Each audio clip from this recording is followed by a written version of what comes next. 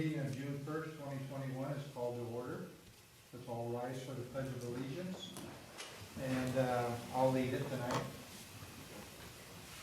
I pledge allegiance to the flag of the United States of America and to the republic for which it stands, one nation, under God, indivisible, with liberty and justice for all.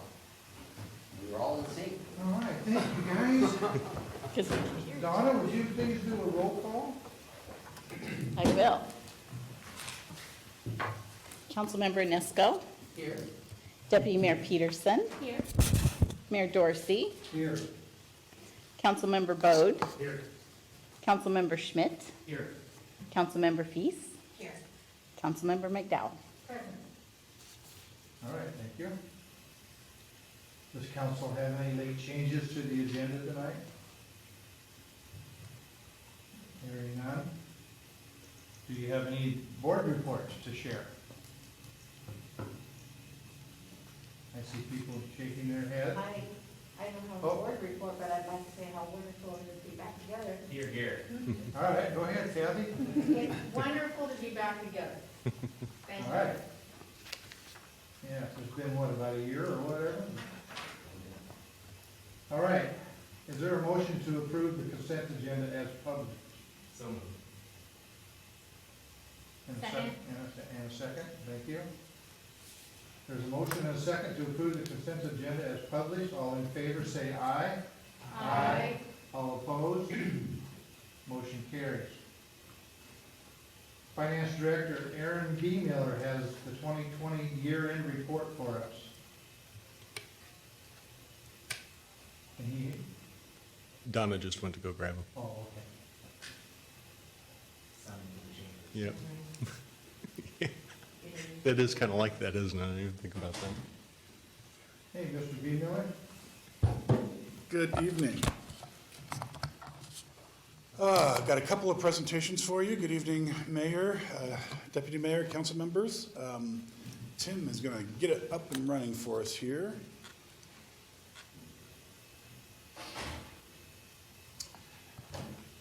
So, first one we have today is our 2020 year-end financial status report, and you'll notice there's an asterisk on this because it's the figures that you see in here are not yet audited. So there might be some changes when the auditor comes in, but substantially things would be where they are today. And the auditor probably won't get here till sometime in October or something like that. So be a little bit of a ways away.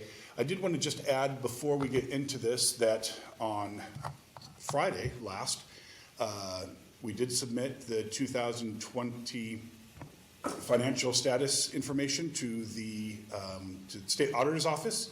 So that was done timely. A lot of really good work done by Terry up in finance. It's not an easy thing to put together. There's a lot of moving parts, and especially during COVID with people out of the office trying to coordinate that information and everything.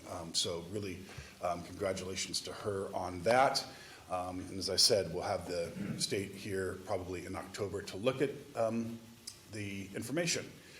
First thing I want to talk about is our cash and balance, cash balances by fund. And on this particular chart, you can see that each fund, you can see how much cash we have in each of those funds as they go down. And then the curved line that goes up shows the percent where we are with each of those funds. So you can look in the first column there is the general fund. It's about $4.5 million or so, and it's about 25% of our overall cash. And so that's how that line works going up there. For our city, which is a cash-based city, cash balance and fund balance really go hand in hand. We don't report on assets the way that GAP cities do. So when we talk about fund balance, really we're just talking about cash, not the assets that we have in addition to those things. Cash by investment type. So you can see we have about $18 million or so, $18.2 million in 2021. And you can see that most of it is in the LGIP, which stands for the Local Government Investment Pool. That's a short-term investment that the state runs for us. We also have some money in the bank, in our key bank. We keep a good supply in there, about $3 million, $4 million usually.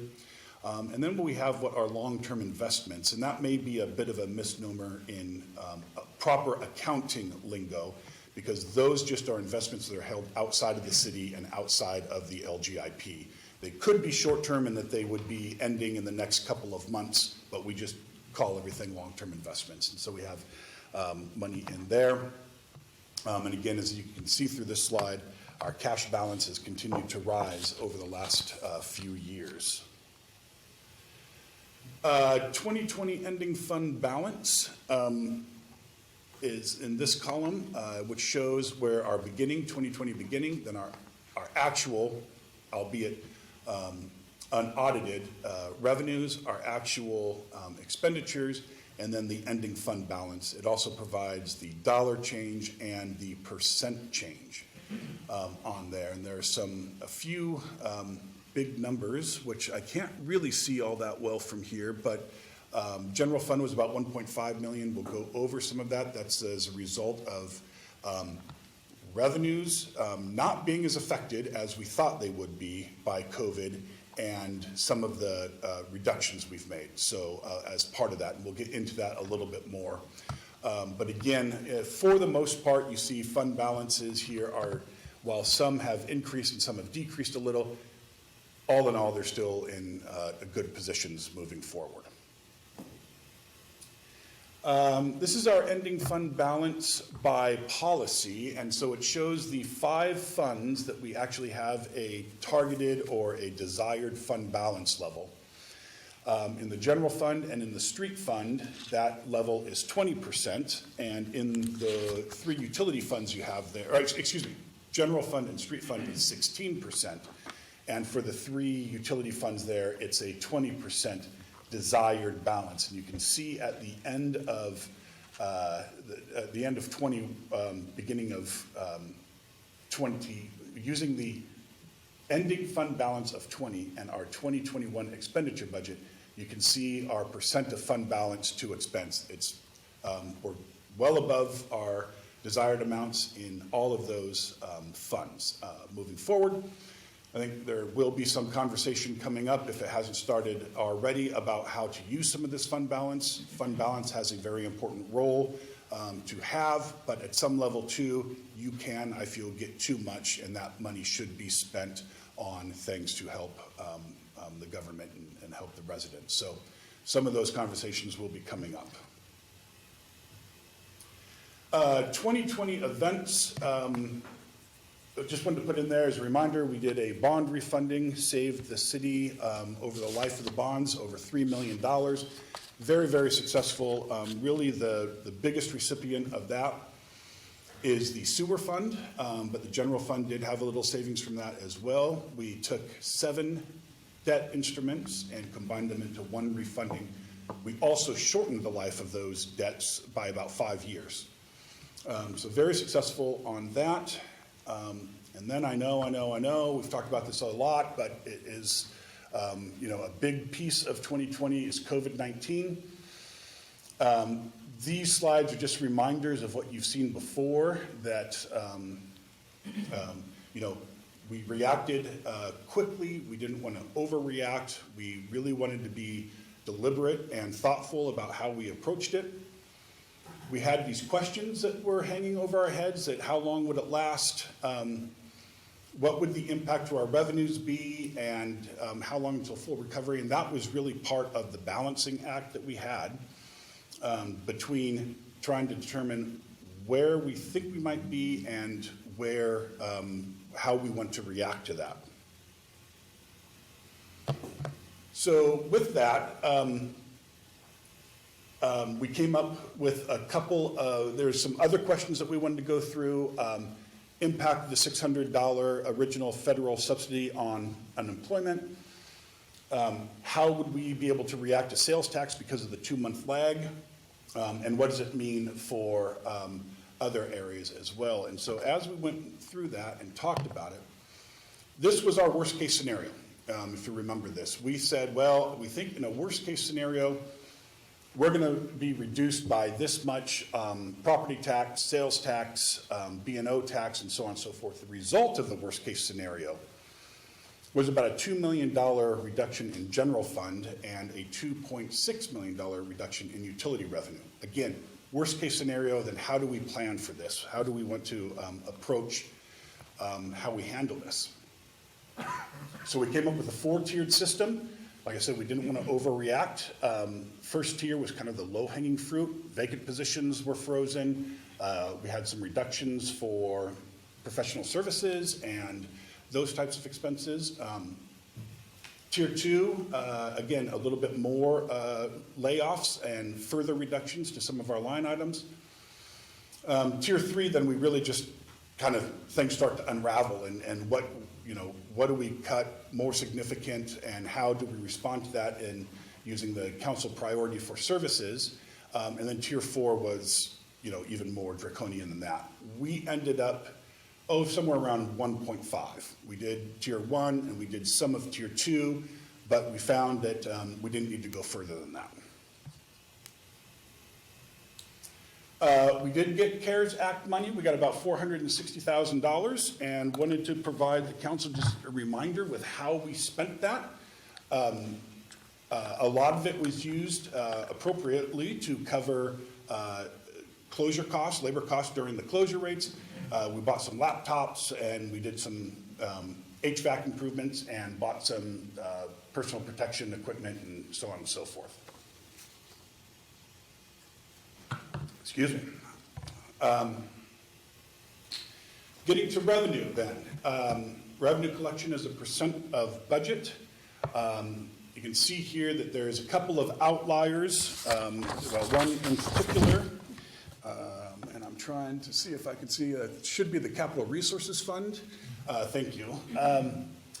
That is well over budget because what we did at the end of 2020 is we transferred the Transportation Benefit District monies that were in the street fund into the Capital Resources Fund for 2 reasons. One, council's direction on that is that those monies need to be used for capital purposes, and that's a great place to have those funds so that when we budget them, we know where they are, and we can just use them. 2, with the new fund balance target for the street fund, we didn't want to intermingle funds that were reserved for capital in that and kind of show a higher operating balance, fund balance, than we truly had. So we wanted to clear those monies out and put them into the Capital Resources Fund. And so that's why that one is so much above the budget. Most of the others are kind of in line. There's some real small ones. Solid waste, for instance, solid waste, we always budget for use of the entire fund balance, budget for the grants, and then that is just dependent on the level of expenditure that gets done. So didn't have as much there.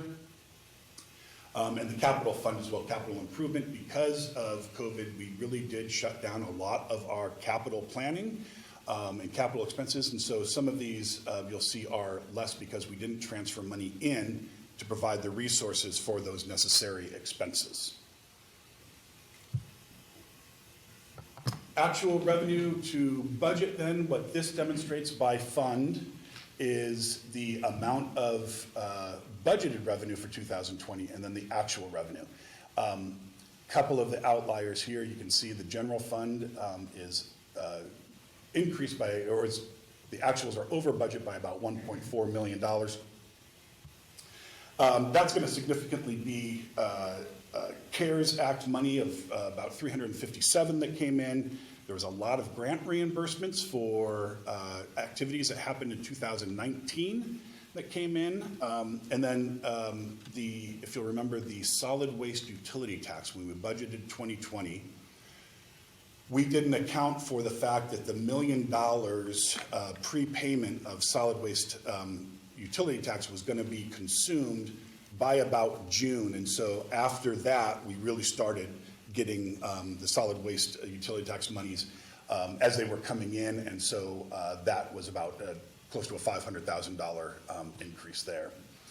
Going down the list just a little bit, bond fund, you can see is 178 lower than budget, but that is, remember at the end of 2020, we did a supplemental to add a significant amount of budget to the bond fund because even though we did the refunding, we have to show the expense going out, the funding source, our bond proceeds. So we put that, and we purposefully put that high just to make sure that we'd stay underneath that. So that's the reason there. The bond fund, capital improvement, we already talked about it. We just did not transfer money in for budgeted capital projects because we shut that down a little bit. Solid waste, we talked about that. That's really dependent on the level of work for the reimbursement. Storm drainage, we budgeted in 2020, we budgeted a rate increase part of the budget to take place in 2020. Of course, that did not happen. So we reduced the expenditure side of that as well, but that's why that's showing in under budget there. Sewer fund, again, it's a large number, the budget, that's because of their share of the bond refunding and payroll benefits and firefighters' pension.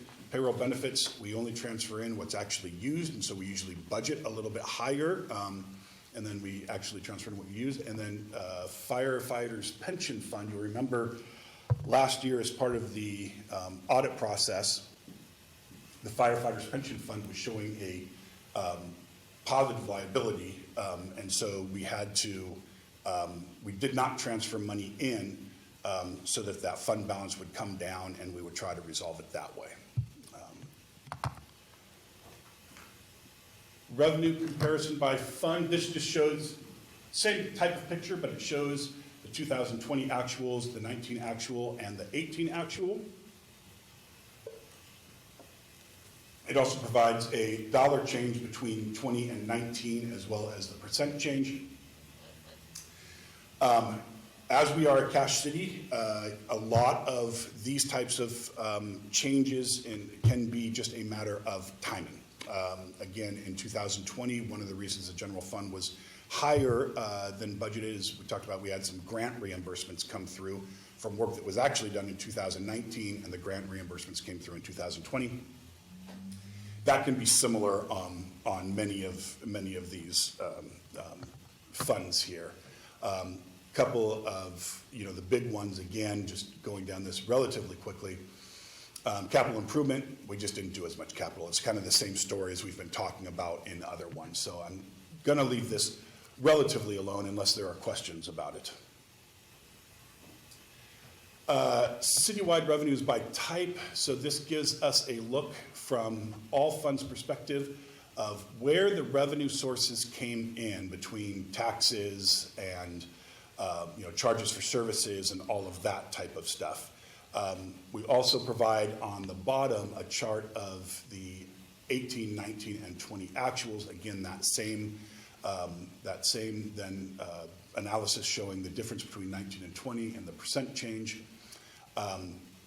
Really, in terms of the intergovernmental revenue, that again is going to be a lot of grants that have come in.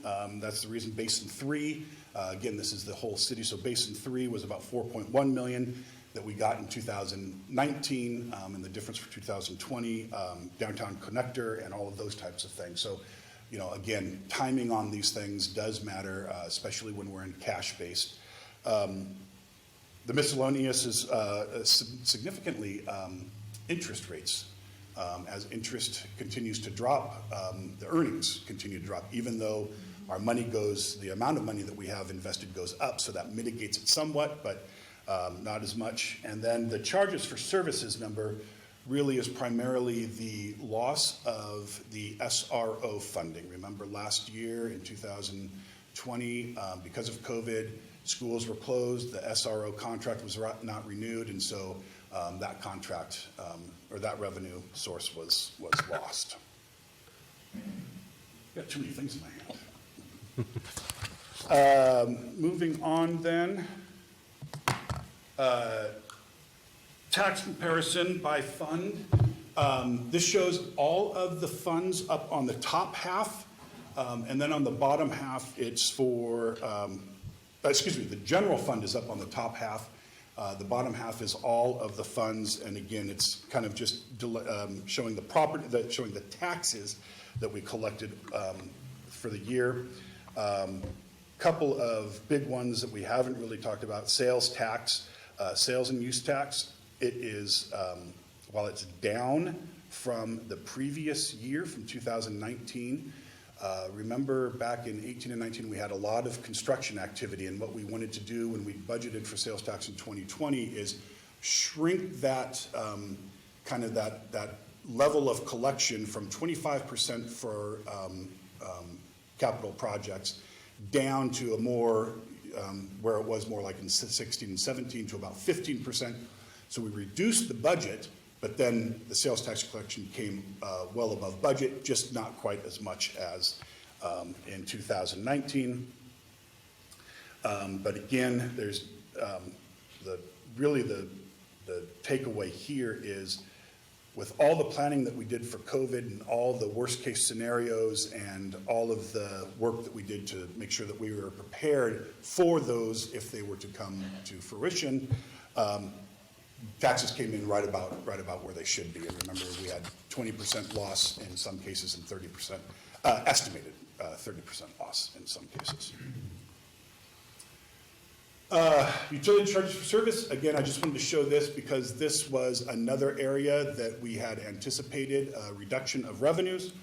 Not a lot to say here, but the top half is the total revenue for the water, sewer, and storm drainage funds.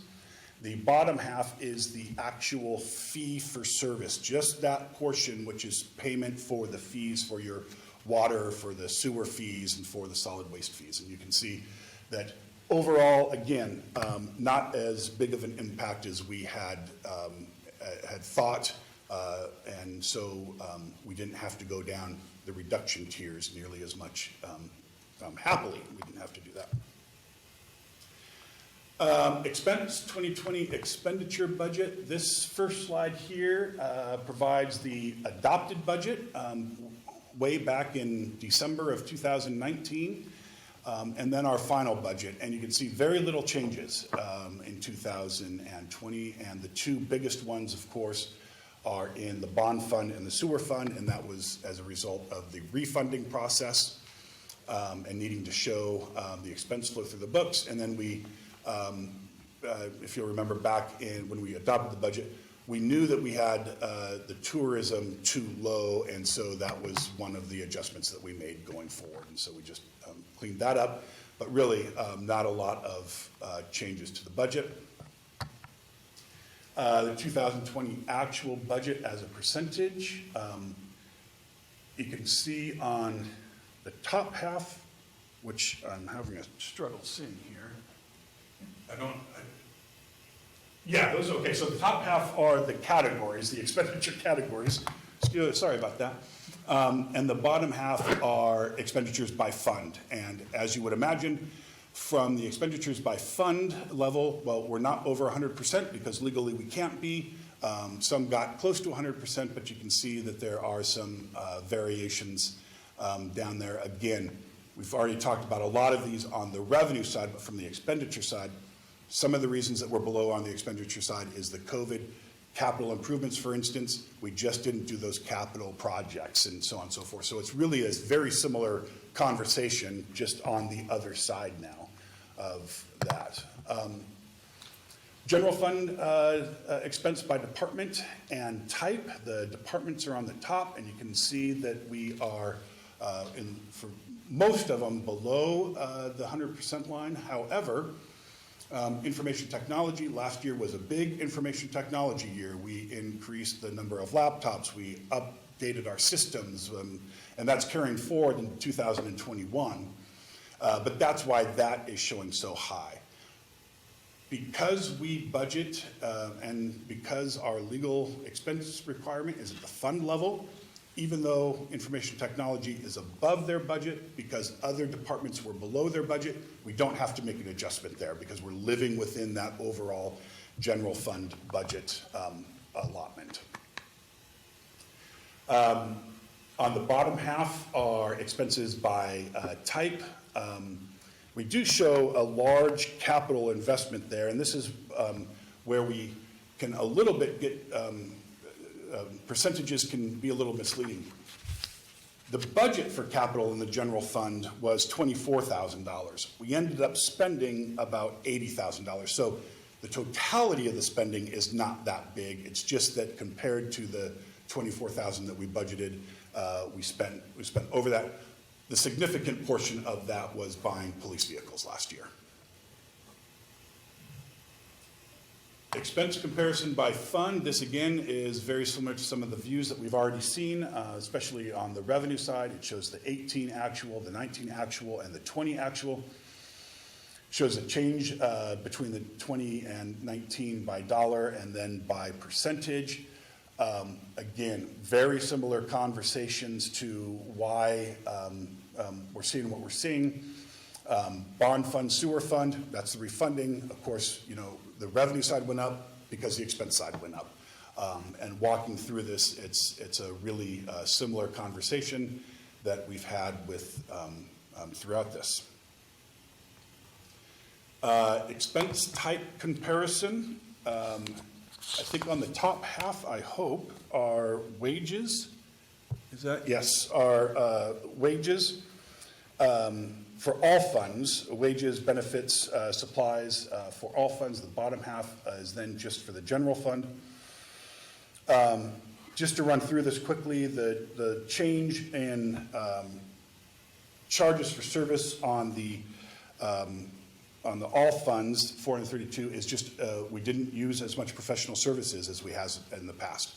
The transfer out, the difference there is the street subsidy, reduction of the street subsidy between 2020, which the subsidy was $570,000, and 2019, which I think it was $730,000 if I remember correctly.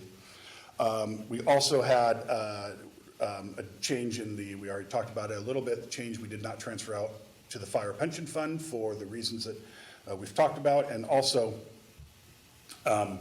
there is a little bit of an offset because of the street TBD transfer from street into capital resources. Down below, the changes in charges for service are really, that's mostly for Tyler. Most of the stuff that we were doing on our enterprise-wide system. And then again, the transfers are really for similar reasons as we talked about above. The subsidy transfer, as well as in 2019, we transferred $790,000, I think, something like that, of TBD dollars out of the general fund and into the newly created street fund back in 2019. So that's, again, showing that difference there. Expense comparison, this is for general fund departments. As you can see, we're about $620,000 down from where we were in 2019. A lot of that is in the non-departmental.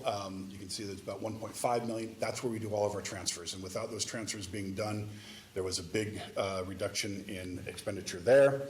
And in general, in a lot of these cases, the increases would be due to labor costs that increase every year between 2019 and 2020. I think in 2020, we budgeted a 3% COLA. I think benefits were somewhere around 6%. So those are going to just by virtue increase costs offset by some of the reductions we did as part of COVID.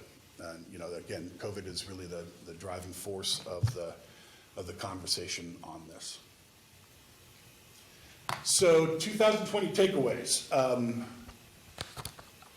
We found that, you know, like everywhere else, COVID dominated our landscape, but we did find that the reductions in revenues that worst case scenario reduction in revenue did not come to pass. And again, thankfully that did not happen. We were responsive and we did make some expenditure reductions, but at the same time then some of those reductions, as we saw that the revenues weren't coming down as much as we had feared, were able to be used on updating city systems and city IT equipment and so on and so forth. And then obviously just, it was a hard year. Everybody remembers, but city staff just did a really good job of staying together and doing the best we could to meet the expectations of customers and as well as our operational needs. With that, I'm happy to answer any questions that you might have. Anyone have any questions? It's vodka.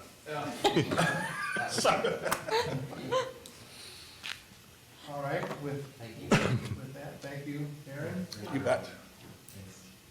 We have, And Mr. Mayor, if I could jump in here real quick before Aaron goes to his second presentation. I should have mentioned something right at the top, but did not, and I apologize for that.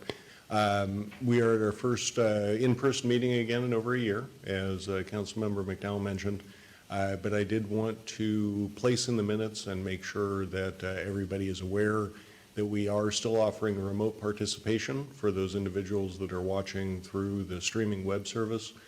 And we have citizens attending in person out in the Civic Center. And should they choose to make a public comment, they'll be invited into the podium one at a time. I just wanted to make that clear. Thank you.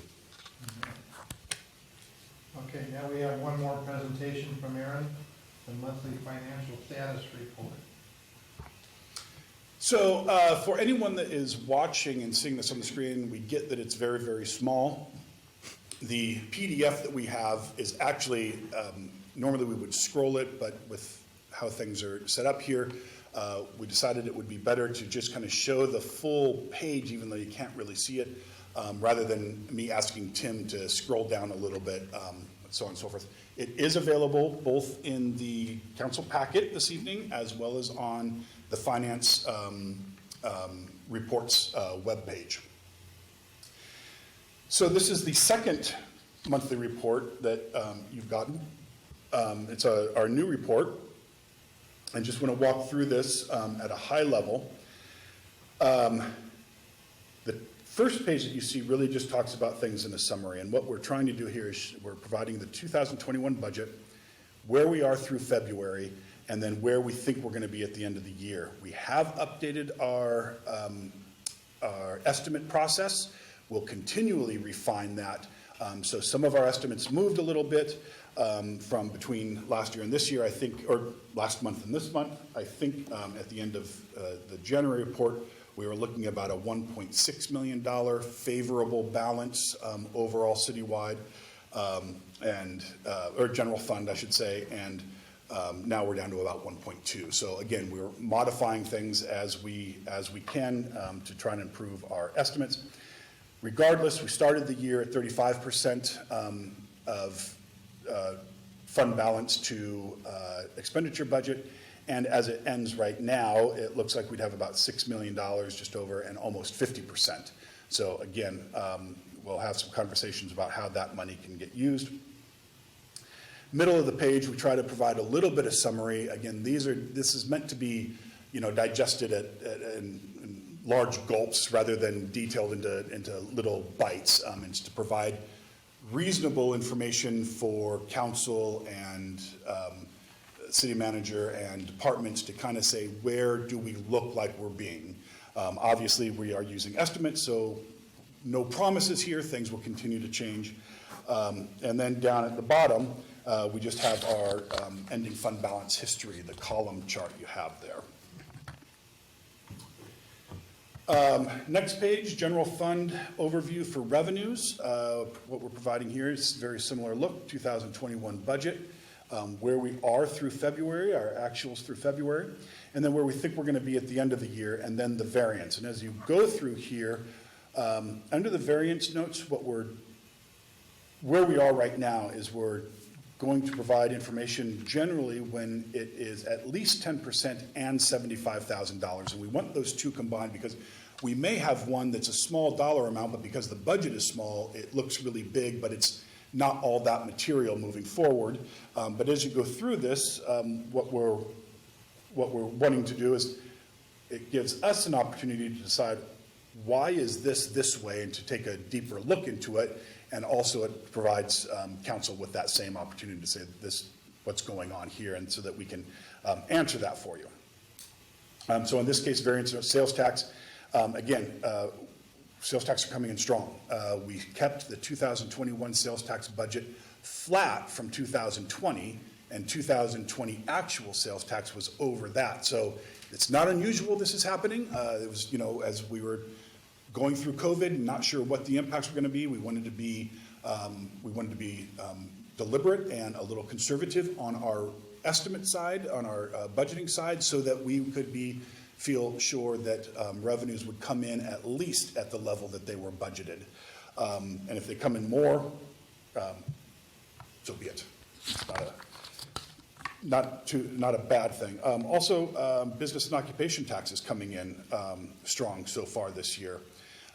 One of the things that we did do, as I mentioned on the estimate side, is we've really, not only are we taking a look at what's come in to see what are the outliers that we should take out of future estimates, but also to look, what does this mean from where we were at this point last year and the year before and the year before to where we ended up? Can we glean any information from that says this is an unusual amount, or it's an outlier, or just, again, provide us a little bit more tools, a little bit better tools to look at how we're doing our estimates, and so we can hopefully be in a better position as we move forward to make adjustments that might be necessary.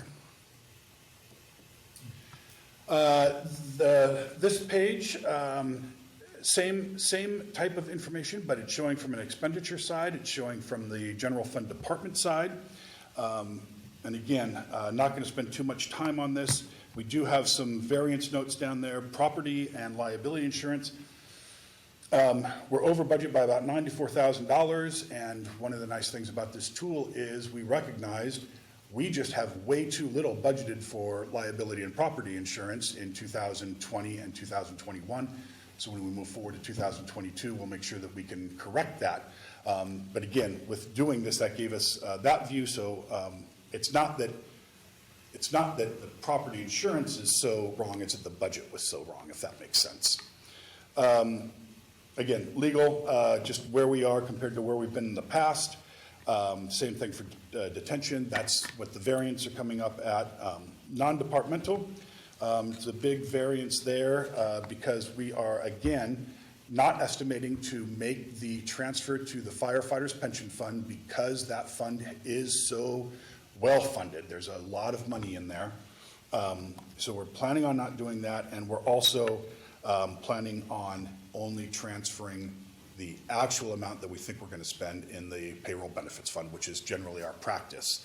So a couple of variances there.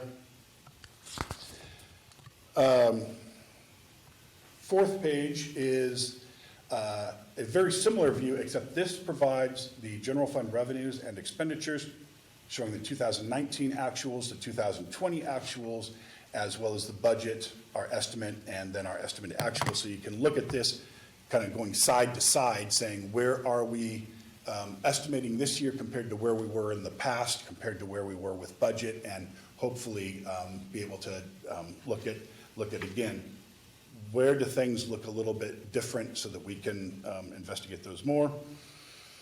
Down at the bottom then, we're just showing the fund balance numbers, again, based on the revenues and expenses here.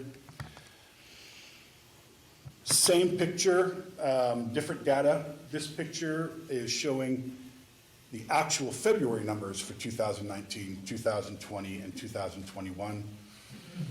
Also providing a variance between the 2021 numbers and the 2020. And again, because of the accounting system we use, timing can be a big part of this. Did something come in February of 2019 that didn't come in until March of 2020, 2021. We look at that throughout, and again, as we do our estimates for that, those are the types of things we want to take into account. This page, the reason we want to show this, well, two reasons. One, on the bottom half, keep you apprised of where we think we're going to end up from a fund balance perspective based on our estimates. And on the top half, we want to keep track of our sales tax breakdown by type. So again, we talked a little bit about in 2020, we reduced our budget on sales tax because we didn't think the same level of construction activity from 18 and 19, that was about 25% of our collections. We wanted to reduce that down, and that's what we're kind of showing here. So our construction, heavy construction activity in 2020 was reduced down to from 25 and 19 to about 14.8, and right now it's still sticking right about there at 13.7. So again, we just want to be able to look to see, are there any outliers that we want to investigate further, take a look at. The last few pages are all the same, so I'm only going to go over just one page. It's showing by fund, and what this does is it breaks down all of our funds from a revenue perspective into these larger categories that we have of taxes, licenses and permits, intergovernmental revenue, and so on and so forth, as well as the larger expenditure categories of wages, benefits, professional services. It provides the budget number, where we are through February, and our estimated actual, and then any variances there. One of the things that I think that this page is so very useful for is if we take the street fund right in the middle of the page, we budgeted revenues of just about 1.4 million. We budgeted expenditures of just over 2 million. So we budgeted $600,000 use of fund balance as part of the budget process that was approved back in December. Here's where we are to date. And then the estimate column is where do we think we're going to end up? So in this case, we think we're going to end up, at least as of February, at about $450,000, $460,000 use of fund balance. The use of fund balance has decreased from what we've budgeted, and that's not really good or bad, but it's a useful understanding of where are we, because then we might be able to say what expenditures aren't getting done, what revenues aren't coming in, or what, excuse me, what revenues are coming in more. So it just, again, we want to provide information. We want to provide an opportunity to look at this and be able to give you a platform to say, can you explain what's happening here? And hopefully we can.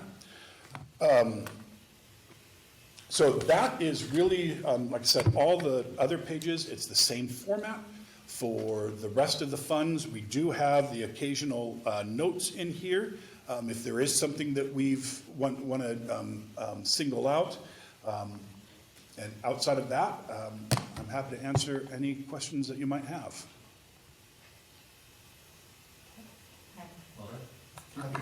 Kathy McDowell? So I have a question about what are fines and penalties? It's going to be the court fines. It might be penalties if we accrue anything for late payments of something, but parking, all of those kind of things. Those are those. And just to clarify, it's 10% or $75,000. They don't have to meet both thresholds, but if one or the other is true. No, it's and. So if we have something that's more than 10% over, but it doesn't reach $75,000, that's not something we're going to see. At this point in time, it doesn't do the vacancy, the variance notes. That's, again, just numbers that we started using now. If council wants us to shrink that, we certainly can. But what we're trying to do is kind of stay away from having to every $10,000 have to describe something. If for instance, if a budget is $300 or $2,000, but we're going to spend $2,500, that's only a $500 difference, but it may put us over that 10%. So where's that balance that it provides meaningful information at the same time? Ask the question. Sure, Megan. Remind me, the non-departmental budget line item, in some of the charts it says non-departmental, but when we go down, it's the transfers out, right? That's how it works. Because when I take a look at, we're way under expenditures for that. So are you looking at page 7 or? Well, page 4, Okay. 5, because all of of them have a pretty far variance as to, where the budget is. Yeah. So maybe I'm way in the weeds here with this, but I'm just trying to understand, what do we do in that line item? What is that? line? Sure. So you are correct. I'm just looking at page 5, which has the non-departmental. Page 5 is showing the February amounts, just the February amounts. And so throughout those 4, 5, and 6, the variance will change because of the data that we're using at that point in time. But in this particular case, that department, the non-departmental, is for a lot of things that don't fit nicely into other types of departments, of the functions that departments do. So a lot of our transfer outs, that's going to be the significance of that, and that's going to be where the general fund money, we transfer the money from the general fund to the firefighters pension fund, or we transfer that money from the general fund to the capital fund, and that's where the significant amount of the expenditures there are that type. However, there are others, so yes, so you can't really just then look on page 7 and look at the transfer out and say, there's the non-departmental line. It's not quite that smooth, but in theory, anything that doesn't fit belongs in non-departmental, which are oftentimes transfer outs, but there's more in there than just transfer outs. There's some other types of payments. We pay the OpenGov out of non-departmental because it's a citywide system that doesn't really fit right in with one department. So that's just a payment that comes out of there, for instance. Taking a look at the month-to-month on page 5, actually, so yeah, we're general fund month-to-month on page 5, non-departmental. We are over budget. Under budget. We're under, so the variance, Then when we go up to, where am I seeing, I swear to you, I saw that it seemed like we were over budget, but I don't want you to go way in the weeds here. I need some more coaching, I Okay. guess, on exactly what that is and to understand We can how add, to read that in budget. okay. Sorry about that. oh, no problem, sure. Councilman McDowell? Yeah, I'm looking at the firefighters thing, and you said that that's very well funded. Yes, are you looking on page 6? That you have a minus 13.6% there. So the firefighters pension fund down there, you can see that our estimated ending fund balance is $466,000 at the end of 2021. The reason that we're showing that reduction is in 2020, as part of the state audit, we were showing a negative liability there, which means we were showing that we had more money there than we thought we would expend. And that is weird, and so what we've stopped doing is some of those transfers in, because the population of the firefighters pension fund will not grow. The population will reduce over time. We have a small amount of people that are actually getting benefits from that fund, and we don't believe there's a reasonable expectation that we will run out of money in that fund before the population goes to 0. So that's the reason. So we want to see that fund kind of start to come down a little bit in terms of fund balance. You're looking at further in the future when the firefighters are, Well, the firefighters pension fund is now closed from our perspective. yeah, okay. From our perspective, and so we only have a couple of participants left in that pool, and so how much benefit they get over time, we're very, very well funded for that. If it comes to a point, though, where we're seeing that we need to put more, absolutely, we're required, we have to fully fund this fund. So if it comes in time that we see that we need to do something for some reason, then we would have to certainly look at whether or not we're going to continue to do those transfers. Importantly, I think we will continue to budget that transfer. So every year in the budget, we'll show a budgeted transfer to that fund. So the general fund resources will be held, if you will, just in case. And then at the end of the year, if we don't have to do it, that money just flows back down into the general fund balance at the end of that period. I hope that makes sense. It does, it's just that as the years go on, the funding will go down because the firefighters aren't using that anymore. Right. I think we only have 2 participants left in that fund, and no one else can come in. So like I said, the fund is closed from our perspective, so. Okay, thank you. All right. Should we move on? Thank you, Aaron. You bet. Thank you. All right, we're gonna move on to our general public comment period, where the city council invites members of the public to provide comment on any topic for 3 minutes. Donna, do we have someone? Yes, we do. Yes, we do. Hey, A live person.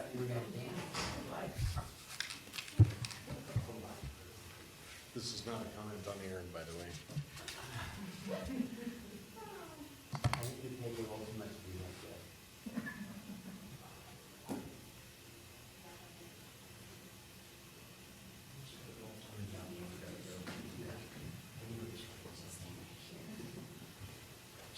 that. Mr. Mayor, we have Miguel Gutierrez. Okay, hi, Miguel. Hello, good evening. State your name and where you live. My name is Miguel Gutierrez. I live on 1239 West Coda Street, just 7 blocks down that way. Thank you. And I just wanted to say thank you for all the hard work that you guys do, and women, all you guys. So that's really all I had to say, because this is so much hard work. There's so much you guys do, and you guys are not appreciated at any. And most people come here to complain, and I want to come here and say this is a beautiful town, and you guys are keeping it beautiful, and I just wanted to give you guys props. So respect. thank you very much. Thank you very much. That's all. Thank you. Great way to kick off our first in-person. It is. Yeah. Yay. Thanks, Miguel. That's all we have in person, and we've had enough of a delay, I think, that if anybody wanted to call City Manager Knighton's phone, they would have done that, so we're 30 good to seconds. move on. Yeah, I've got a little timer for 30 seconds and 3 minutes. You want to give it 30 seconds? to them? Nope, I think we've already cleared that. So, Mr. Mayor, I think we're fine to move on. Okay. We are recessing from the regular meeting to open a public hearing. I almost forgot what this was for. Moving on to our business agenda, City Engineer Ken Gill is going to share information about the 6-year transportation improvement program. Good evening, council. It's good to see your faces standing here tonight. So I am not going to do death by PowerPoint tonight. It is just way too nice. And we're not going to talk about any big numbers. We're going to talk about building projects. And when I first started here, quick story at the City of Shelton, Councilmember Onesco pulled me aside and says, "You approve projects, right?" I said, "No, we talked to Jeff about that, but this is about as close as I get to it." So this is the only opportunity anybody in the City of Shelton, including you, gets to direct where we use our transportation dollars. So every city in the state does this. It's kind of a unique opportunity. I got to thank City Clerk Galt and Brooke Kiltz for putting together the public hearing notice that we were supposed to get comments to there by 5. And sadly, I didn't have any, so I'm still 0 for 2 on public comments for my public hearing. But what I will walk you through is some of just the high points. And the big one is in the document that I'm referring to is this guy right here.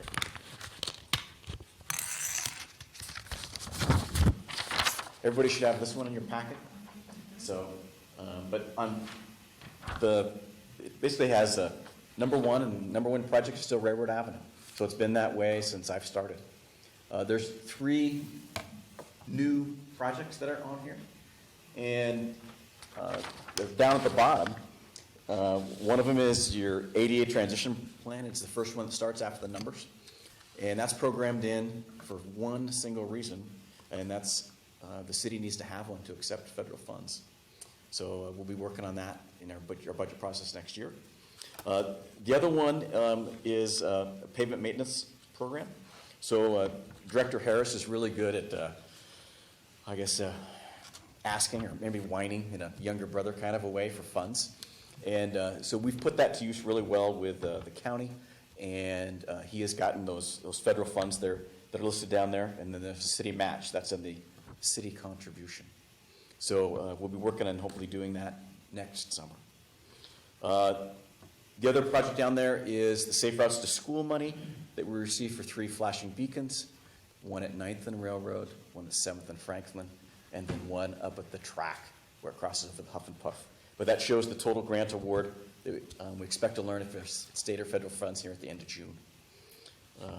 The other document that you have that is kind of is a sister document with this is our project map that shows you where they're at.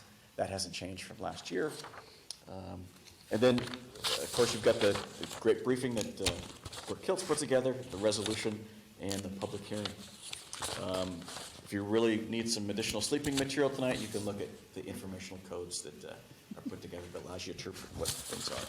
So that's all I had to present tonight on this topic. But I recommend, happy to take any questions, but I recommend you take it onto your next meeting. Yes? Looks great. The only thing I don't see on there is I've been planning for 3 years is we need some kind of traffic control outside of OBJH. School starts again. Go sit up there for 5 minutes and you'll watch 3 kids dodge cars. I've seen it. I got a video of it. It's really dangerous. The one car will stop in one lane as the kid's crossing, and the other car coming in the second lane doesn't stop and not lines to get over. I got a video of a kid hitting the car because he was pissed. And also, we need to work with the school district and get a crosswalk outside the new Mountain View School. There isn't one. There's one down on the corner, and there's one in front of the old doors. Kids are crossing there all the time, and there's no crosswalk. And I talked to Jeff about it. There's nothing. The school didn't want to put in an ADA ramp there after the fact, but it needs to be done. We need a crosswalk directly in front of the school because kids are coming down those side roads. What street is that? What street is that? Okay. K Street. I know it's K Street. K Street and what? The one- Washington? Washington, I think. Maybe, yeah. K Street and King, Just right there? directly in line with the driveway. Kids are crossing there constantly. Yeah. Crosswalk. I think it's King Street. So I'd like to see that, and I definitely want to see something, I don't know if you can put a 3-way stop up there in front of the OBJH, but go sit there when school's running full force. I mean, it's crazy. I'll send you a video. Those all sound like good projects. I put those all into the category that I was listening to is pedestrian crossing improvements. And that project doesn't come off this. The only reason why it's programmed in there is because those are the money that we've got the federal funds for this year. So those certainly can be added in the next year or be projects that we go after additional pots of money for. I am really excited about putting in the flashing beacon, similar to the one we have out here at Railroad, up at the existing crosswalk right by the track. Whenever I use this one to go get lunch at Safeway, you punch that button and people stop on Railroad Avenue. And that works pretty well with just the 2 lanes of travel, but we're talking about 4 lanes of travel. People coming from both directions and one car stopping and the other car not. I mean, I don't know if any kids have been hit. I believe they have. I think a couple of years ago, I think I talked to Chief Moody and there had been some accidents there. Yeah, we can get any accident data to you and to the rest of the council. I don't believe there's been one since I've been here, but that doesn't mean there hasn't been one recently. That crossing. Well, there's been not really many kids up there just, the last year, but. That wouldn't be considered a safe route to school, what he's talking about? It could. The other thing that I think that that I owe you, that we're continuing to, or we just started to work on, and I presented to you a couple council meetings ago, is our local road safety plan, where you take all your crash data and you analyze it, and you present back to you, here's some projects that will mitigate this, or maybe allow this not to happen. So why don't we do that and include or talk about that project during that discussion when we have that crash data that we were talking about. That sound like a good plan? Okay. And kind of another project that we discussed on and off throughout the past several years is Front Street, and there have been conversations about where our partnership funding might come from for that. I anticipate it would be a very expensive project, especially being that it was the old state highway. It's very well traveled, there's a lot of truck traffic as well, so looking at where that fits into our long-term plan is something we'd like to have further conversation on. Yeah. I see Front Street as another spot to put SR3 to get traffic out of our congested signal that is continually, I get comments from several of you that, we need to look at that and adjust the timing and things like that. So we've had preliminary discussions where that was washed up, but that is a viable project, so. I'm not sure how we changed it to begin with. Yeah, so it's certainly lots of good discussion, and we will bring some of these projects back to you for sure. Thanks, Ken. Okay. Was there anybody, any more comment? Thanks, Ken. Mr. Mayor, I move forward resolution number 1199-0421 and the 6-year tip attachment to the June 15th council meeting action agenda for further consideration. Excuse me, Mr. Mayor? But let's back up just a little bit, Did we just a go- minute. Is there any public testimony? There isn't, but we do There have to isn't. ask. Okay, Thank you. Let's, All right. I guess we need a 30-second need delay. 30-second delay. 30-second delay. So let me get that timer going. You so used to Zoom, I know, and then when you're behind, you don't. I know. Yeah. We're all discombobulated. You have no cues.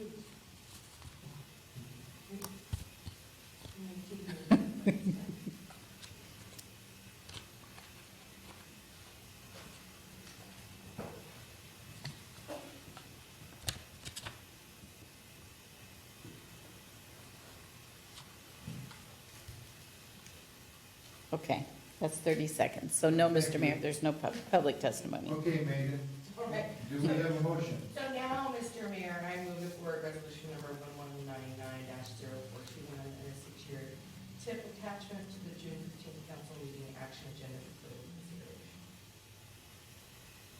All right, thank you. Do we have a second? I'll second that. All right, we have a motion and a second. I don't think there's any more discussion on this, right? All right. We have a motion and a second to forward resolution number 1199-0421 and the 6-year tip attachment to the June 15th council meeting action agenda for further consideration. All in favor, say aye. Aye. All opposed? Motion carries. This public hearing is closed and we'll resume our regular meeting. Now we have, still there. Now we have another item from Ken, the 2021 chip seal project award. Ken? It is chip seal weather out there right now. If I could, I would be out there putting down some tar and rock because it is the perfect weather to cure. You need to thank Brooke Kiltz for putting together the bid package again this year.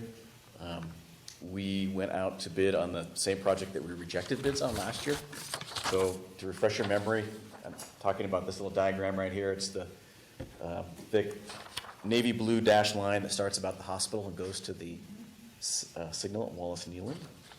I think I'm really happy to present this project because I think it's another example of the public bid process in action, getting the best possible price for the citizens of Shelton and using those TBD dollars that are collected with car tabs. So we had the same 3 bidders that bid this year, and the low bidder was Sierra Santa Fe. They were in town 2 years ago, and if you would have told me, when I was preparing for this tonight, I was looking at last year's bids that we rejected to compare 2020 to 2021. Because everybody talks about, the prices are going through the roof, it's, you got to get stuff out on the street and all this federal money that's supposed to be raining down on us. But in 2020, Sierra Santa Fe bid about $143,000. And this year they bid $137,000. So if you would have told me that the bids went down by just under $5,000 over a year, I would have thought that the coronavirus shot was, taken over or something like that. But it just, that really amazes me, and it tells me that the public good process works. So, I don't have anything else to present tonight on this project, other than to thank our staff and Grant Osborne for getting the project down on the street. And with that, I recommend that you award it. It's $137,885 of the $540,000 that you've budgeted for chip seal and residential paving in 2021. So that's all I've got. Do you have any questions? All right. Do we have any public comment on the chip seal? We don't have anyone signed up for live, so I'll do the 30-second delay again. Which 30 seconds seems like a long time right now. Yeah, the Jeopardy song, somebody.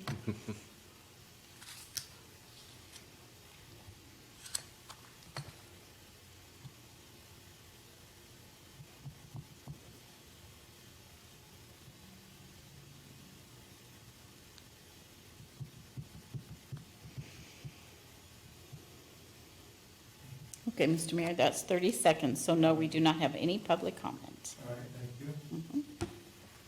All right. Do we have a motion?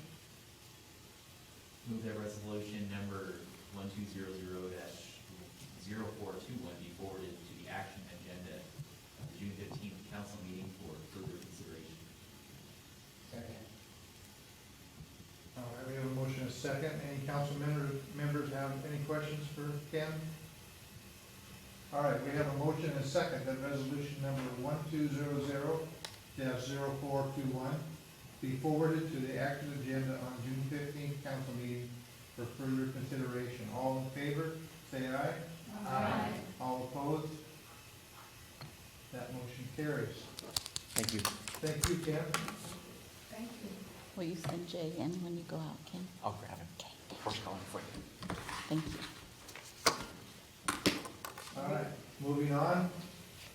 Public Works Director Jay Harris has information for us about Ferguson Water Works. You didn't sanitize. Thank you. So, good evening, Mayor, Deputy Mayor, Council. Jay Harris, your Public Works Director. I've been here over a year now, and this is my first live presentation to you. I've been on Zoom for over a year now. So, last fall, I gave you folks an update via Zoom in September on the water meter AMI project. So right now, we have about 3,900 meters out there. Staff members are taking a couple weeks every month to go read all those meters. The goal of this project is to install new meters and a telemetry system. So we can still do manual reads if we need to. We can also do what's called drive-by radio read, where the car goes by and we pick up the signals. Saves a significant amount of time. With the goal of having an antenna and do a fixed base radio read down the road.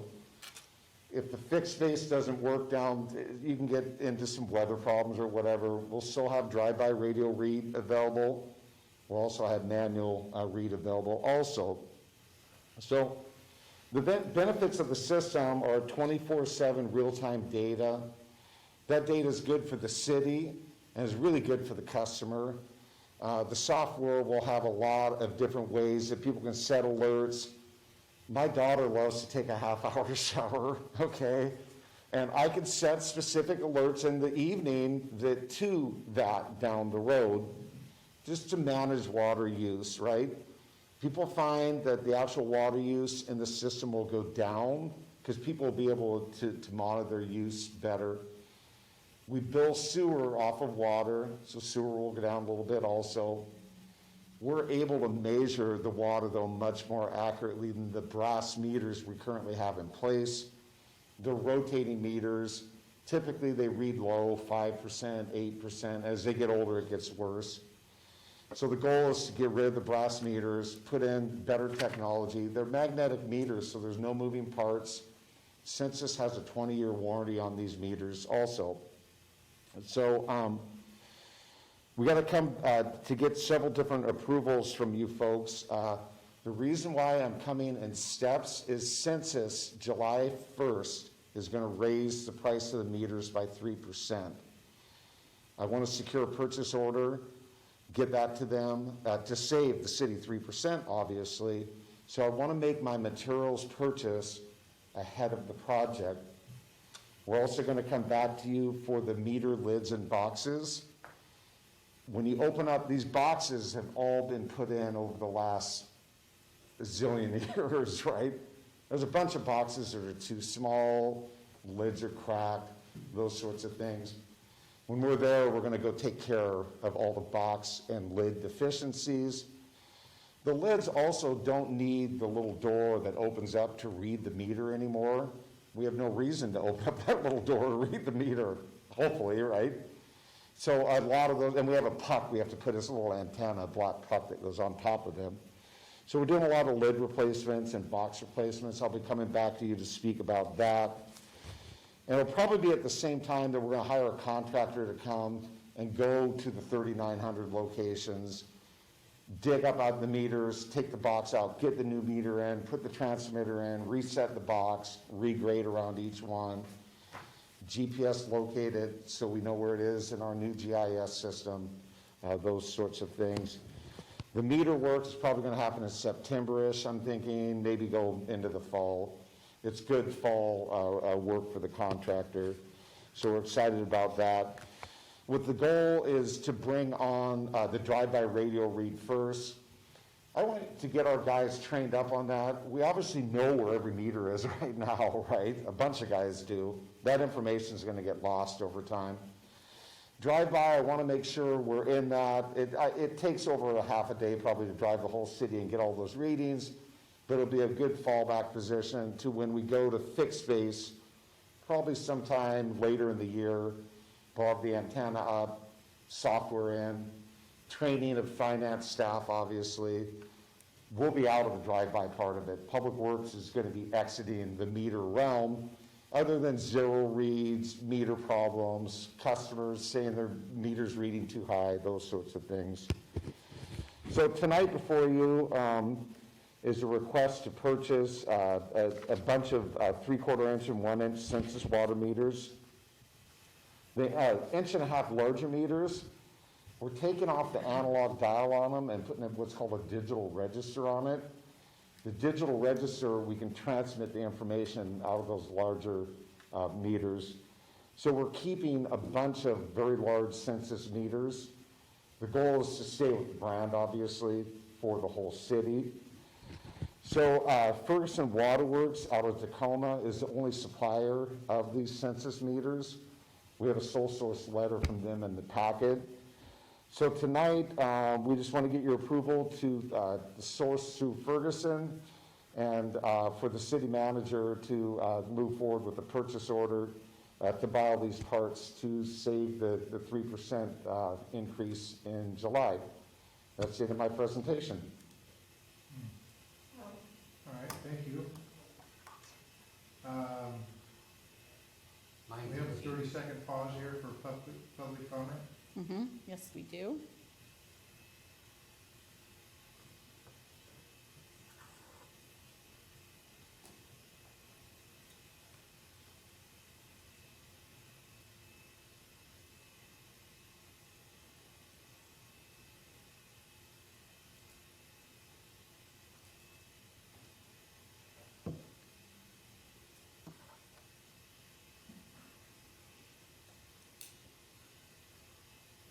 Okay, Mr. Mayor, that's 30 seconds, so we have no public comment. All right.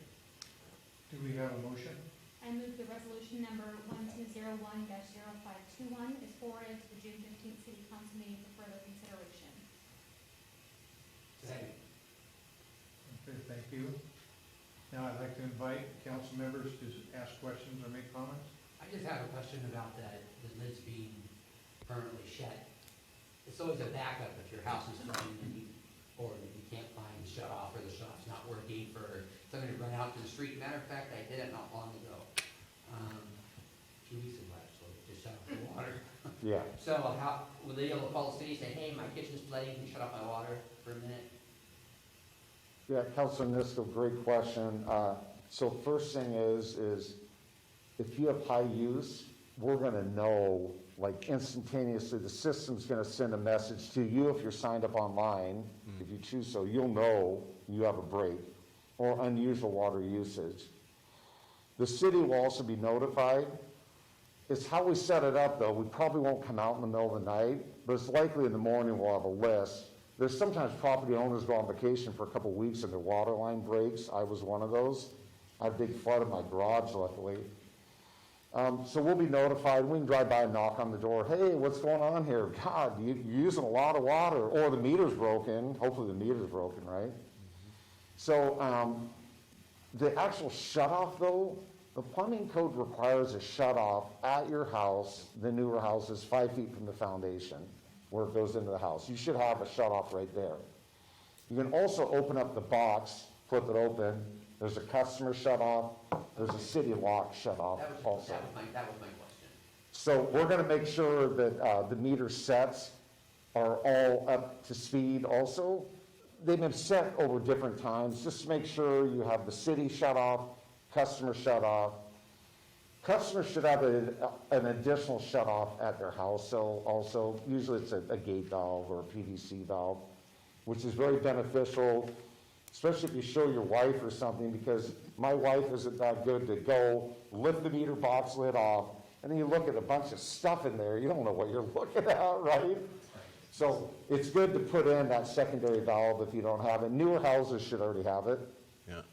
And Councilmember, also, I heard you mention that the meter box was going to be permanently closed. I thought I heard you say that. Yeah, it's not. There's the little door inside the bigger door, the meter cover, that won't exist anymore, but you'll still be able to lift it. Oh, yeah, we still need to get in there to do maintenance, so that whole lid comes off. Yeah, Yeah. I thought I heard you say that. No, just a little tiny meter reading door, which is really problematic, is gonna go away.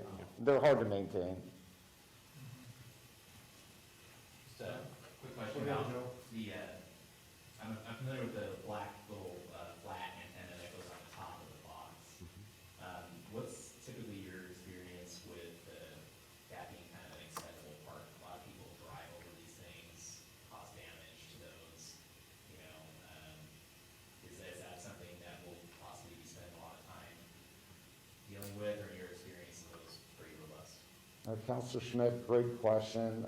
They could also be tripping hazards. We're ordering a bunch of boxes with recessed lids on them to allow you to recess the puck, is what we call it, into the lid. My experience in Newburgh, we had 6,000 meters. I don't recall ever doing anything with the antenna. We had some wires pulled loose a couple times where they pull them out of the transmitter or whatever, but we never had any antenna issues.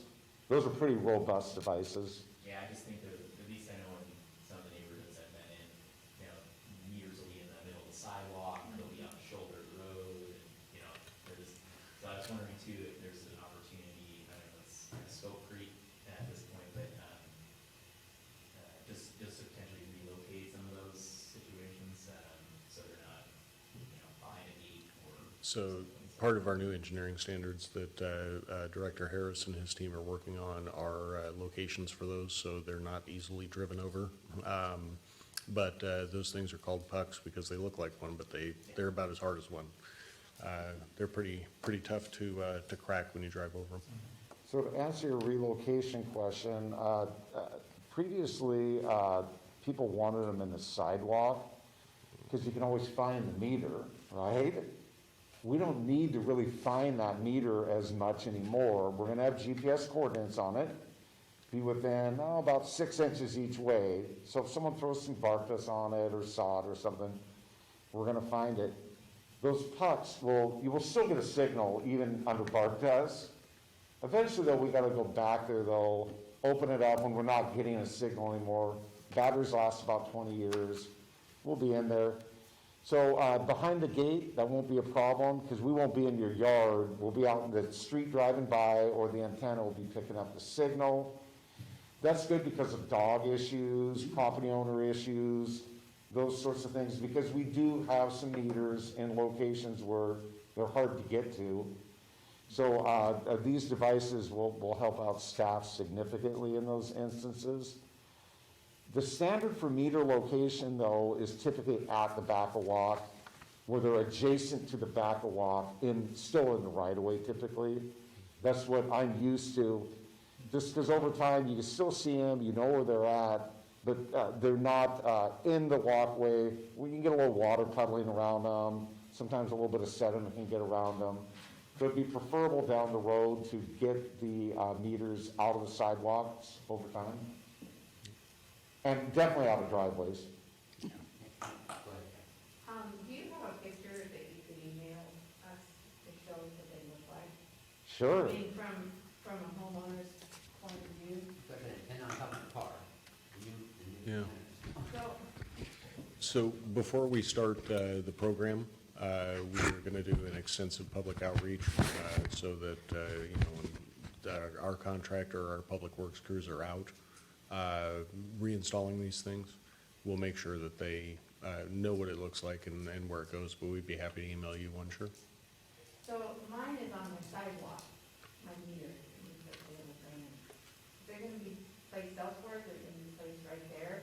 Right there. Moved, or? Not moving it. For right now, we're not. It's extremely expensive to take a water line, you gotta freeze it and leave it frozen, solder, extend it out, put in a whole new meter set, a whole new box, and then your service needs to be tied back into the new meter location. Okay. So for right now, we're putting them back where they are. We're getting them at the correct elevation and getting the right lids on it. So if it's in the sidewalk, it's going to have a recessed puck lid on it, and it's going to be at the sidewalk grade if it's settled a little bit. Okay. So there's not gonna be a little thing sticking up that's gonna be there? It's going to be in a recess in the lid. I got it. Okay? Okay, thank you. I'd still like to see pictures, Sure. it'd be great. I meant you only do the recessed lids where you need them. If there's spots you don't need them, you won't replace Oh, them. correct. My meter is, you don't need to put a recessed lid. It's kind of, That's exactly right. We're only putting in recesses in pedestrian areas. and also the million-dollar question. So I think about a year ago, we decided that developers were gonna pay for their own meters, if I remember serving me right. So now they're gonna be buying these meters. What is the cost to the increase to the developer for these? Correct. So we're replacing all the existing meters. Talking about new, Yeah, They'll still pay the way they're paying now. yeah. Same price. Same prices, yes. okay. That cost was always factored in before we changed the master fee schedule. We're just showing it a different way. Councilor Niska, that's a great question. The new meters that we're going to, very similar in cost to the brass meters. I think they might be $10 or $15 more or something like that. Cool. So, You recycle all that brass you take out? yeah, we're going to store it up, and we do recycle metal every month. Yep. So that's one of the things. Ferguson doesn't want it back. Census don't want these brass meters back. I was just thinking brass is pretty spendy. Yeah. Make a couple bucks. My last, I'm just really excited to see this get moving. Honestly, we thought initially when we were talking about this a few years ago, that it was 10 years out kind of thing, it's gonna be a big expense, and able to have that plan for it is a huge efficiency gain in the accuracy of data collection, asset management, et cetera. I think it's a great call, especially with water rates being contentious right now, and doing our part to be good stewards of that. It's great, so thank you guys for bringing this out for me. You're welcome. Absolutely. How long does it take to install one of these, to redo it? Yeah, so that's an interesting question. I asked the contractor, and he has them every half hour. He's on to the next meter. So our guys go out and try to do it, a couple guys and all that. They haven't done enough of them, obviously. It's about 45 minutes. So if they went and did all 3,900 of it, they probably would be down to that half-hour mark. That's average, because some of them you get there, you pull the lid, the meter set on each side is just perfect, the new one slides in, you hook up the antenna on a new lid, drop it in. You're done in 15 minutes, right? Then you have the ones where the box needs to be dug out, there's roots into it, all sorts of things, right?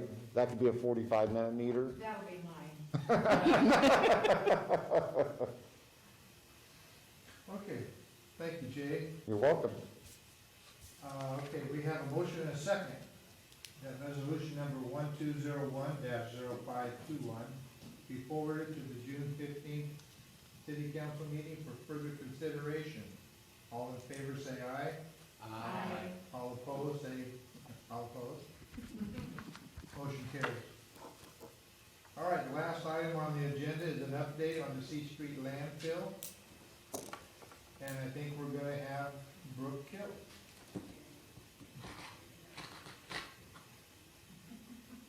Not gonna have any fingerprints left on or something.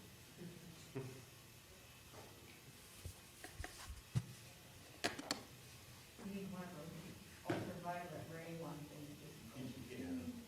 Mark won't let me borrow those, they don't trust me with anything like that.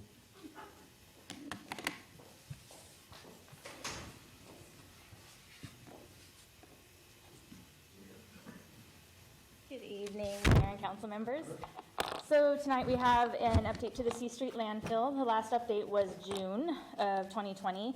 Unfortunately, there isn't much of an update. Department of Ecology is still working on drafting the new agreed order, and they're making a few small edits to the draft cleanup action plan. And once those are all done, they're going to compile it and start the public comment period. Normally, we update you guys every 6 months on how it's going, and I'm hoping that the public comment period will start sooner than that. So at that point, we will update you again, so probably before December. So that's my only update. All right. If anybody has any questions? Well, it is their delay, not ours. We'll have a 30-second. Absolutely. We'll have a 30-second pause.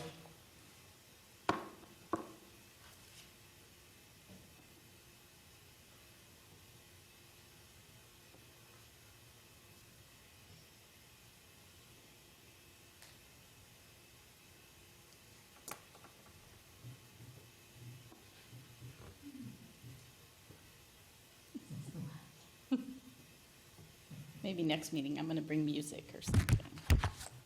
Okay, that's a 30-second delay, Mr. Mayor, so there's no, wait, Hold on. Brooke. Come back here. Nope. All right. No. Now I'm gonna invite the council to ask any questions. Anybody have any questions?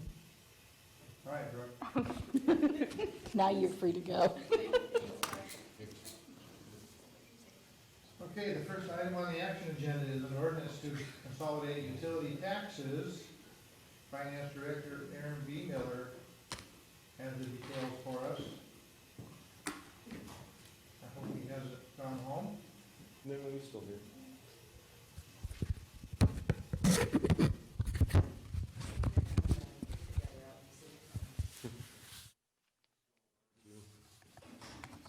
Professional at that. Seriously.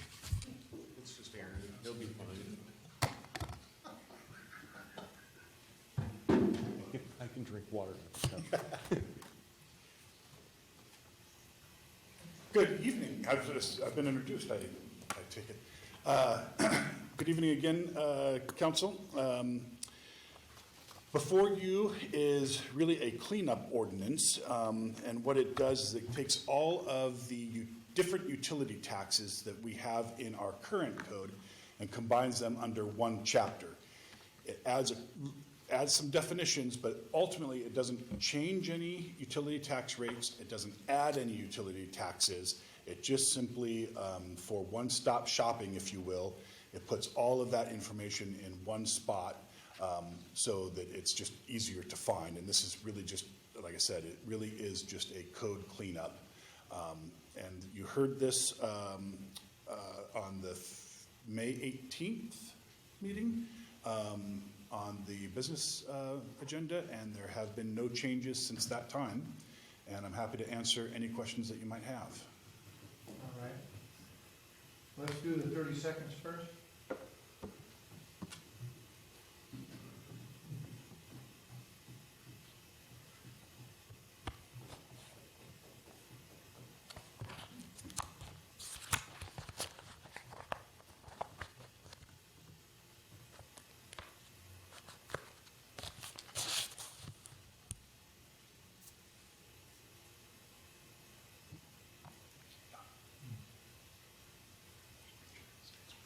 Okay, Mr. Mayor, that's 30 seconds, so there's no public comment.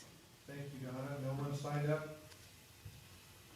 Would you give us a second reading, please, of ordinance number 1961-1220? Yes.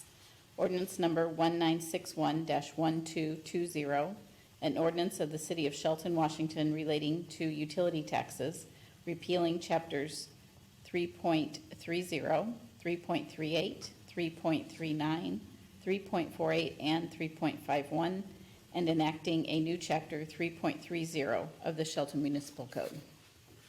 All right, thank you. Do we have a motion, please? I move to approve ordinance number 1961-1220 as presented. All right. Any of the council members have questions? Kathy McDowell? A real simple question. Is this gonna be easier for the public to get on to and see the utility taxes, and will they be specific, that they'll be all in one group? Yeah, that's our hope. That's why we want to do this, because right now, there's 4 or 5 different sections of our code that you need to go to find it, and what we're doing is we're putting it all in one spot. Maybe kind of a list, the utility for this one and this one, okay. Yes. Very good. Thank you. Okay, thank you. We have a motion and a second to approve ordinance number 1961-1220 as presented.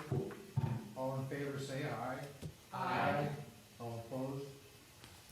Motion carries. Thank you, Aaron. Thank you, Aaron. Thank you.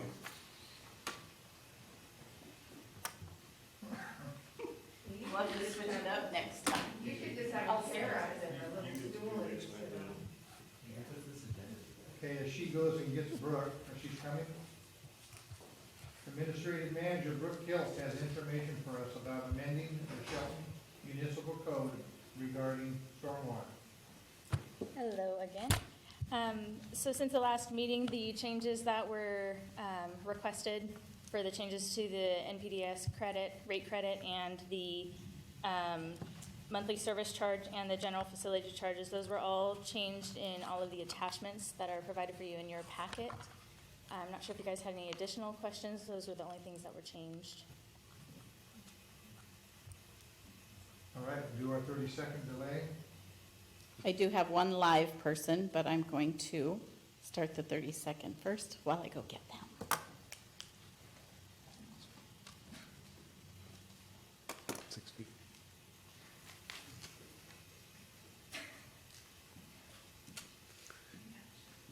Huh? Yeah. I know, it's for the cameras.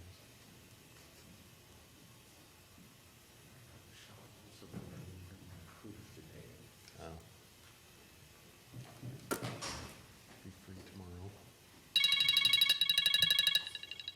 All right, so we have Ms. Perry. We have Lisa Perry. Public comment. Lisa Perry. I live in Shelton, and I do business in the city limits. I was mainly worried if I didn't come in and talk about stormwater, you guys would worry about me, so I would do that.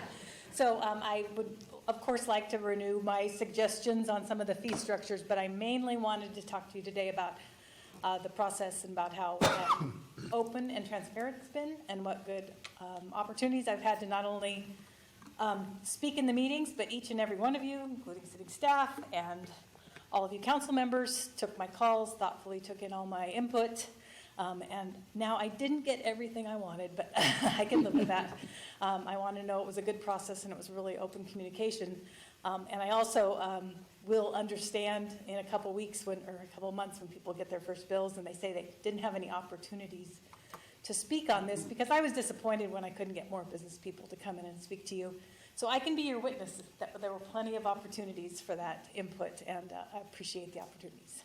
Well, that's it. Thanks. Thank you, Lisa. Thanks. Okay, Don, we have a second reading, please, of ordinance number 1969-0321. Yes.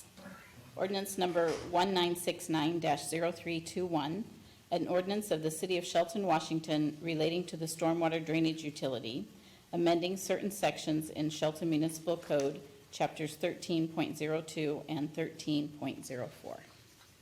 And at this time, the first reading of resolution number 1195-0412. Resolution number 1195-0421, a resolution of the City of Shelton, Washington, updating and establishing the city's master fee schedule for fiscal year 2021. Can I correct that just a minute? You said 1195-0421. Is it 12? It's 0421, Okay, mine is wrong. yes. All right, thank you. You're welcome. All right, do we have a motion? I move to adopt ordinance number 1969-0321, resolution number 1195-0421, and policy numbers 1000-02R and 300-08R as presented. Second. Okay, we have I guess this time we'll ask for any questions or comments from the council. I have some comments basically. All right, Eric. For the council, I wrote them down. I've not been really comfortable with this kind of rate increase, especially on our businesses. I know we can't kick this down the road, but at some point we need to put punishing ratepayers for our lack of action. We've done this over and over again with sewer rates, 40, 50, 60% increases. I can't support this as it's written. I believe we're sending the wrong messages to our businesses, and especially our largest employers. We previously compromised on a rate of $15.92 for residential.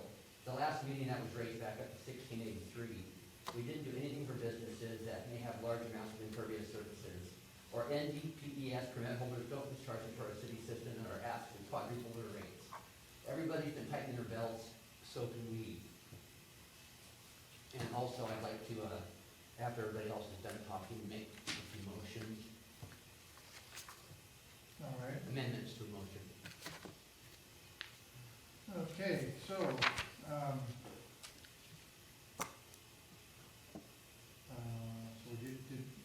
did we do the motion? Yes. Okay, and a second, okay. We have a motion and a second to adopt ordinance number 1969, wait, Yeah, just Everybody's if, been talking, I'd like to make a oh, few motions. okay. if there are any more comments from Any council. more comments? Yeah. Eric wants to make a motion. Mayor, I'd like to make a motion to amend that we bring back the previous compromise rate of $15.92 for residential. I'd like to also amend that we make a motion to change all other businesses, other properties, I guess, is what we call it, at $10 for 2,900 ESUs. I'd also like to make a motion to bring down the NDPES permit holders to 90% discount, which is several times the amount that they're paying now. And I'd also like to put on hold the GFC portion of stormwater until January 2022 to see how this building is going to pan out. All right, So, we have a motion, do we have a second? Mr. Point of order, we have more than one motion yeah, there's on the table. Oh, So correct. take you each one individually. One in turn. Okay, the motion to amend that we bring back previous compromise rate of $15.92 for residential. Now Do we ask have for a second. Hearing none, Okay, the motion to change other business to $10 per 2,900 ESU. do we have a second? I'd like to make on the motion to bring down the NDPES permit holders to 90% discount. Second. Okay, we have a motion and a second. Any discussion?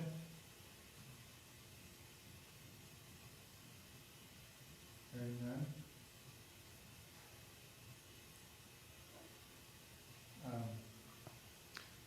So, Mr. Mayor, if I might, a motion has been made, a motion to amend the original motion has been made. It has received a second, so now I believe it's appropriate to ask for a vote on that motion from the council, and then we can move on to what I believe is the fourth amendment from Councilmember Anisco. Okay. All in favor? Let's see, can you repeat the motion for us? I made a motion to bring down the NDPES permit holders to 90% discount. Yep. Okay. All in favor of the motion as presented, say aye. Aye. All opposed? Aye. Could we do, could Let's we do do a raise your hand? Hand vote, please. Yes. Ayes for the motion. Okay. Ayes for the motion And I see two. opposed to the motion? and opposed to the motion. Okay. All right, so the motion does not pass. That's right. And the last one was to table or hold on the GFC portion of the stormwater until January 2022. All right, do we have a motion, a second? Hearing none, the motion dies.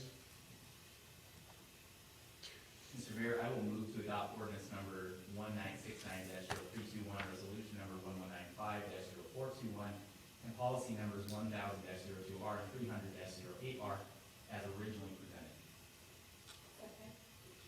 All right, we have a motion and a second to adopt ordinance number 1969-0321, resolution number 1195-0421, and policy numbers 1000-0232R and 300-08R as presented. All in favor say aye. Aye. All opposed? No. Motion carries. Mr. Mayor, a comment? Yes, Joe? I would just like to, I appreciate Councilmember Amisco and Deputy Mayor Peterson, this is part of the process, and we're not gonna always agree on everything, but, the heart and the, where you're at, it's, I would say, I feel very similarly, like, however, in front of us, I do recognize that there are, funding challenges. We did look, tonight at budget for the beginning of the year, and, where were we at, about 457,000 underfunded, originally with stormwater for just last year. But again, I admire what you guys are doing, and I appreciate the debate and the discussion. And, I think we're well representing the community, with this resolution. Well put, Joe. Thank you. Agree, and, Mr. Mayor, also, staff really look forward to, hearing the details about, how we're gonna support the small businesses through this transition. Thank you. All right. Move on. Thank you, Brooke and Jay. Thank you. Thanks, Shane. We sent Mark to the All right. I thought you meant next meeting.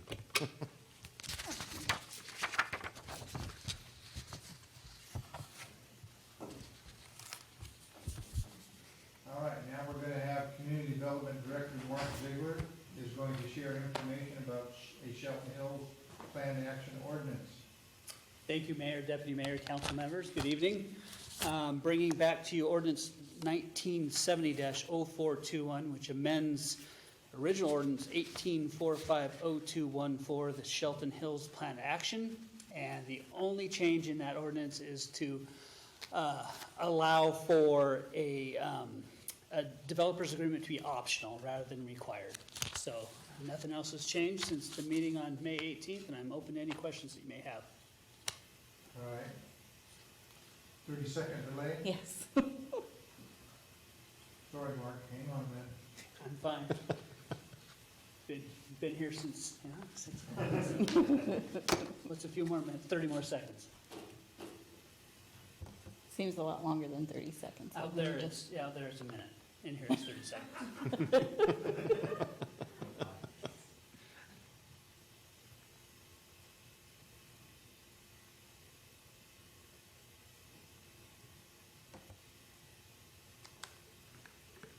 Okay, Mr. Mayor, that's 30 seconds, so we have no public comment.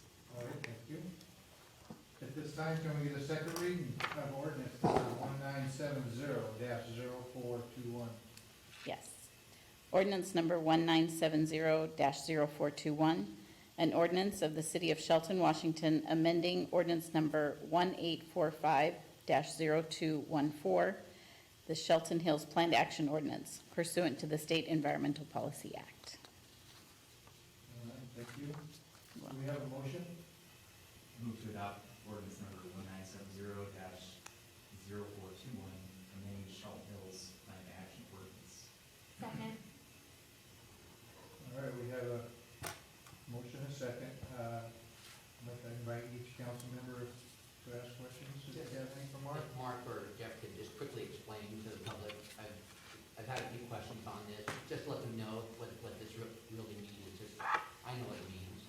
So the development agreement, which is agreement between the city that's approved by the council with the developer that outlines, I guess, phasing in the project, the requirements that the city would have, as well as requirements that the developer would have as far as public infrastructure and the build out of their development. In this case, well, that could be varied, I guess, with the developer's agreement. We could provide for what might be changing circumstances, invest them within the current code. Now, without that developer's agreement, they're meeting the code at the existing time that they apply for development. So that's the major change in that. Yeah. All right, anyone else? All right, we have a motion and a second to adopt ordinance number 1970-0421, amending the Shelton Hills Planned Action Ordinance. All in favor, say aye. Aye. All opposed? Motion carries. If I may, before Mark leaves, I just wanted to extend my gratitude to the city and to Christmastown Kiwanis and all the community partners for the work done at Overlook Park over the weekend. It looks just beautiful, so I know it's not on the agenda, but I wanted to catch you before you left and said thank you. I appreciate that. I'll pass it on to the group tomorrow morning at our meeting. Thank you. Thanks, Mark. Appreciate it. All right, we'll move on to Jeff Knighton and give us your city manager's report.